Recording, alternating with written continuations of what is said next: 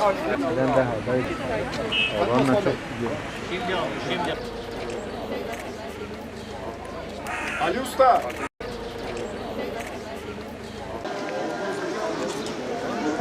Ben diyemiyorum o zaman. Ses oluyor mu?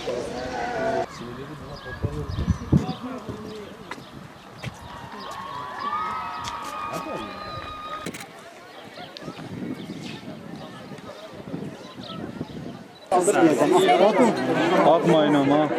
Bırakmayın Ahmet. Herkese hoş geldiniz diyorum. Herkesi sevgiyle, saygıyla, hürmetle selamlıyorum. Allah'a emanet olun. Allah bismillah. Hayırlı uğurlu olsun. 1, 2, 3. Bugün müze gezisi yapacağız misafirlerimize. Kale gezisi yapacağız. Yarın sabah da yayla gezisimiz var. Merhaba. Oradan beğeniriz. Allah başlasın. Böyle aksesuarlar falan. Atölyelerimiz var. Boyamayla azimli. Hangi şehirden geldin? Biz Van'dan. İyi ki. Bu Van'ımızın meşhur ayran aşı. Ne kadar güzel. Yeter mi yeter? Yeter mi? İyi. Ama mis gibi kokuyor vallahi. Gençlere böyle. Bu da Van'ımızın kıymetli bir şeyi. Evet. Kere diyor. Video çıkarsanız abi. İster mi?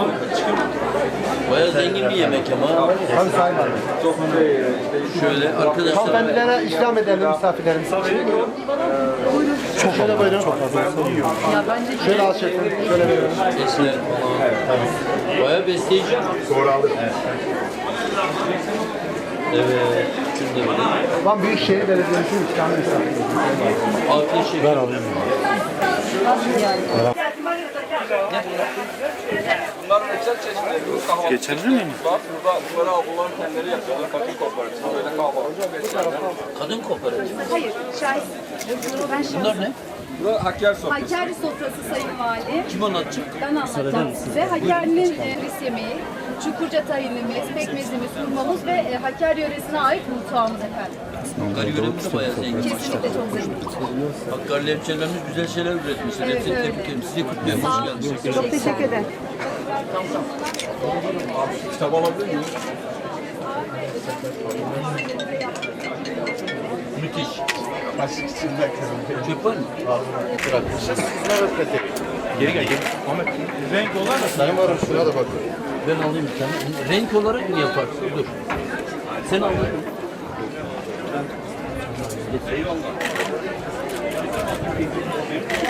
Arkadaşlar Van'ın balı da çok meşhurdur. Balcılığı da destekleyeceğiz inşallah.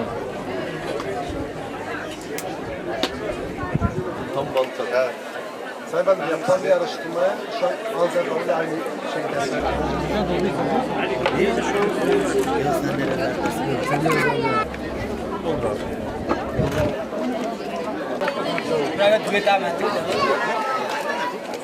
Van Büyükşehir Belediye'mizin organizasyonuyla gastronomi festival düzenlendi. Buradaki amaç Van'ımızın kültürüne, turizmine katkı sağlamak, tanıtımına katkı sağlamak.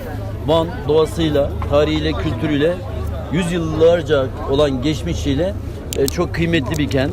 Çalışkan insanlarıyla, yüksek karakterli insanlarıyla Türkiye'mizin, bölgemizin bir kıymeti.